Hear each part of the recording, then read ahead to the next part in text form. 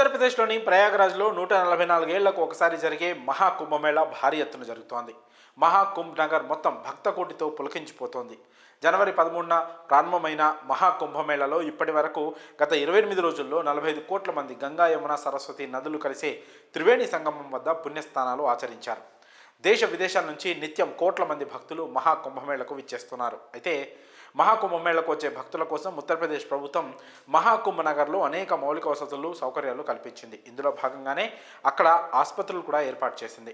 అయితే ఈ ఆసుపత్రుల్లో గత 28 రోజుల్లో 12 ప్రసవాలు జరిగినట్లు అక్కడి అధికారులు వెల్లడించారు. ఈ 12 డెలివరీల్లో పలువురు మగ, ఆడ శిశువులు జన్మించినట్లు చెప్పారు.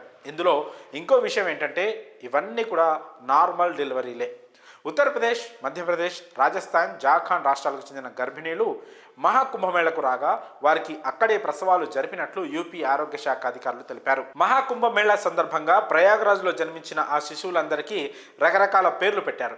ఇప్పుడు ఆ పేర్లే దేశవ్యాప్తంగా మారుమోగిపోతున్నాయి. మరోవైపు కుంభమేళాలో పుట్టిన ఆడపిల్లలకు బసంతి, గంగా, జమున, బసంత్ పంచమి, సరస్వతి అని పేర్లు పెట్టినట్లు అధికారులు వెల్లడించారు. ఇక అక్కడే పుట్టిన మగపిల్లలకు కుంభ్, భోలేనాథ్, భజరంగి, నంది లాంటి పేర్లు పెట్టినట్లు మహాకుంభ్ నగర్లోని సెంట్రల్ ఆసుపత్రి అధికారులు తెలిపారు. ఇలా కేవలం కుంభమేళా కోసం ఏర్పాటు చేసిన తాత్కాలిక ఆసుపత్రుల్లో అన్ని నార్మల్ డెలివరీలే కావడంతో ఇదంతా దేవుడి దయ అంటూ స్థానికులు చెప్తున్నారు. ఇక ప్రయాగ్రాజ్లో జరుగుతున్న మహాకుంభమేళా ఈ నెల 26వ తేదీన శివరాత్రితో ముగియనుంది. దీంతో 144 ఏళ్లకు ఒకసారి వచ్చే మహాకుంభమేళలో భాగంగా త్రివేణి సంగమంలో పుణ్యస్థానాలు ఆచరించేందుకు దేశ విదేశాల నుంచి కోట్ల మంది భక్తులు పోటెత్తుతున్నారు. మరి కుంభమేళాలో జరిగిన ప్రసవాలపై మీ అభిప్రాయాలను కామెంట్స్ రూపంలో తెలియజేయండి.